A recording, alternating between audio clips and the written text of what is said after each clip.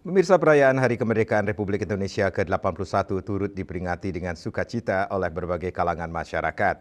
Beragam lomba dan kegiatan menarik digelar untuk menyemarakkan momentum kemerdekaan, seperti yang dilakukan ibu-ibu warga Banyuasri, Kecamatan Buleleng.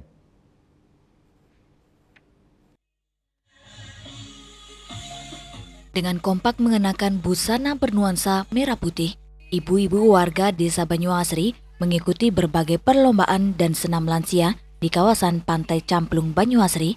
Beragam lomba digelar mulai dari makan kerupuk, jepit balon, cepat mengambil balon, dan berbagai permainan lainnya hingga melepas liarkan tukik di perairan Pantai Camplung. Suasana semakin meriah dengan semangat dan kekompakan para peserta. Kegiatan ini juga dihadiri Bupati Buleleng, Nyoman Sucitra. Tak sekedar menyapa warga, Bupati turut membaur bersama para peserta dan ikut menari tarian tradisional khas Buleleng, joget bumbung. Bupati Sucitra menyambut baik perayaan Hari Kemerdekaan yang penuh semangat di Desa Banyuasri. Merayakan hari ulang tahun kemerdekaan Republik Indonesia yang ke-81. Luar biasa. Jadi kita lihat semua ibu-ibu berbaur, ibu-ibu dari Pakis, ibu-ibu dari kelurahan memakai baju merah mereka. Ya, itu bentuk kecintaan, merah putih lagi. Kecintaannya mereka terhadap negara kesatuan Republik Indonesia.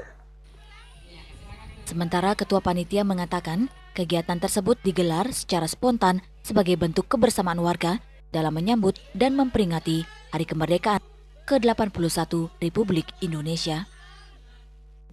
Memperingati Hari Kemerdekaan Republik Indonesia yang ke-81 sebagai bentuk syukur kepada